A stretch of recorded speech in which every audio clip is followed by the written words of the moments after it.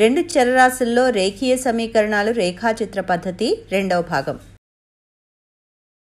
Friends, మనం గత పాఠంలో రెండు సమీకరణాల రేఖాచిత్రాలు అంటే గ్రాఫ్లు అని తెలుసుకోండి. రెండు సమీకరణాల గ్రాఫ్లను గీయడం ద్వారా ఆ రేఖీయ సమీకరణాల జతని ఎలా సాధించవచ్చో నేర్చుకున్నాం. ఈ పాఠంలో దాని గురించి మరికొంత విపులంగా తెలుసుకుందాం. గత పాఠంలో ఒక రేఖీయ సమీకరణాల జతను సాధించడానికి రేఖాచిత్ర పద్ధతి ఎలా ఉపయోగించామో ఒకసారి గుర్తు చేసుకుందాం. మనం రెండు రేఖీయ సమీకరణాల రేఖాచిత్రాలు గీస్తే వాటి ఖండన బిందువు మనకు ఆ జత యొక్క సాధనను ఇచ్చింది. కానీ దీని అర్థం మనం ఏ రెండు రేఖీయ సమీకరణాలను తీసుకున్నా వాటి రేఖాచిత్రాలు ఏదో ఒక బిందువు వద్ద ఖండించుకుంటాయి అని మాత్రం కాదు. ఖండించుకోవాల్సిన అవసరం లేదు. ఇలాంటి ఒక సందర్భాన్ని చూద్దాం. x + 2y - 4 = 0 మరియు x + 2y - 6 0. ఈ రెండు రేఖీయ సమీకరణాలని తీసుకుందాం. మొదటి సమీకరణాన్ని సూక్ష్మీకరిద్దాం. x + 2y - 4 = 0 or 2y = 4 - x లేదా y = 4 - x/2.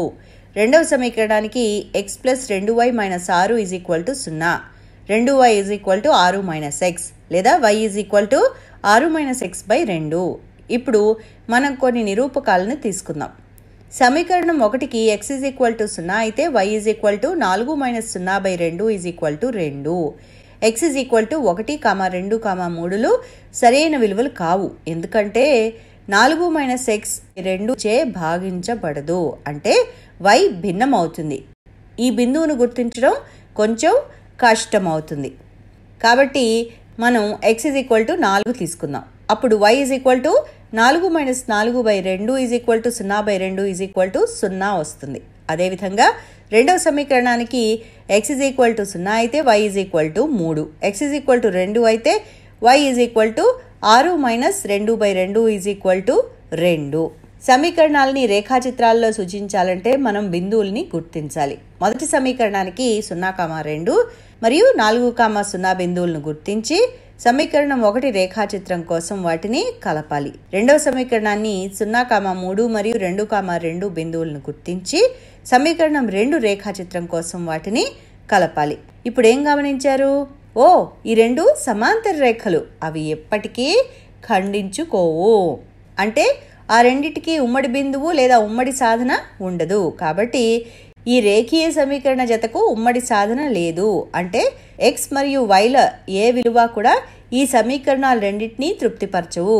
మరి రేఖీయ చిత్రాలు ఖచ్చితంగా ఖండించుకుంటాయో లేదో ఎలా తెలుసుకుంటాం? మన గత పాఠంలో తెలుసుకున్న ఉదాహరణను తీసుకుందాం. దాంట్లో ఇచ్చిన రెండు సమీకరణాల రేఖాచిత్రాలు ఖండించుకున్నాయి. ఆ రెండు సమీకరణాలు x + 3y = 6 మరియు 2x - 3y = 12. ఇప్పుడు ఈ రెండు రేఖీయ సమీకరణాలని a1x + b1y + c1 = 0 మరియు a2x + b2y + c2 = 0గా సూచిద్దాం.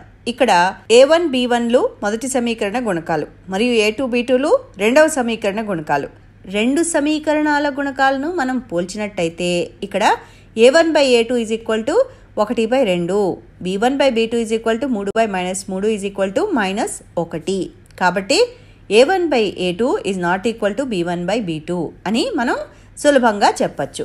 మరియు ఇది ఏ రెండు రేఖీయ సమీకరణాల జతకైనా సత్యమైతే వాటి రేఖాచిత్రాలు ఖండించుకుంటాయి. కాబట్టి రేఖాచిత్రాలు గీయకముందే అంటే గ్రాఫ్ గీయకముందే దీన్ని మనం కనుక్కోవచ్చు.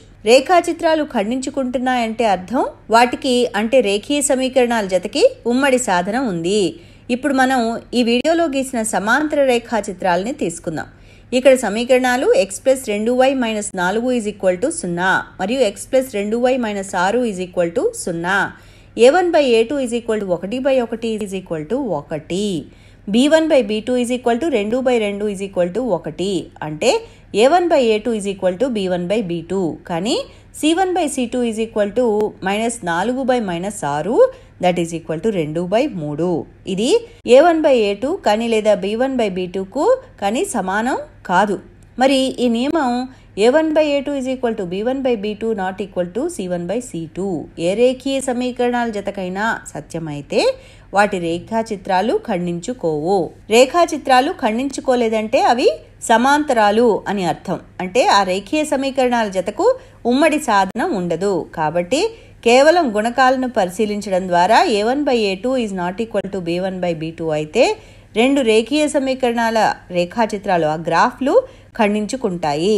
ఆ ఖండన బిందువు ఆ రేఖీయ సమీకరణాల సాధన అవుతుంది. అదేవిధంగా a1/a2 is equal to b1/b2 is not equal to c1/c2 అయితే రెండు రేఖీయ సమీకరణాల రేఖాచిత్రాలు సమాంతరాలు, అంటే అవి ఖండించుకోవు. అంటే ఆ రెండు రేఖీయ సమీకరణాలకు ఉమ్మడి సాధనం ఉండదు. మరి a1/a2 is equal to b1/b2 is equal to c1/c2 అయితే ఏం జరుగుతుంది?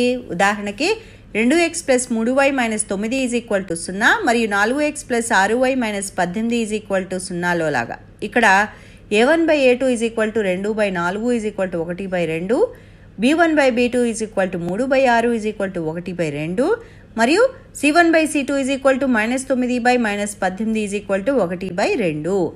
మీరు జాగ్రత్తగా గమనించినట్టయితే ఇచ్చిన రెండు సమీకరణాలు ఒకటి మొదటి సమీకరణాన్ని 2 చే గుణిస్తే మనకు రెండవ సమీకరణం వస్తుంది. అనగా రెండవ సమీకరణం మొదటి దాని తుల్య రూపం అన్నమాట. కాబట్టి వాటి రేఖాచిత్రాలు ఒకటే. మరో విధంగా చెప్పాలంటే వాటి రేఖాచిత్రాలు ఏకీభవిస్తాయి. అంటే రెండు సరళ రేఖలు ఒకదానిపై ఒకటి ఉంటాయి. వాటిలో ఒకటి పొడవైంది కావచ్చు, మరొకటి చిన్నది కావచ్చు, కానీ అవి కలిసిపోయి ఉంటాయి. కాబట్టి ఇలాంటి రేఖీయ సమీకరణాలకి రెండిటి రేఖాచిత్రాల అన్ని ఉమ్మడి బిందువులు ఉమ్మడి సాధనాలు అవుతాయి. పునశ్చరణ: ఈ పాఠంలో నేర్చుకున్న విషయాల్ని మరోసారి చూద్దాం.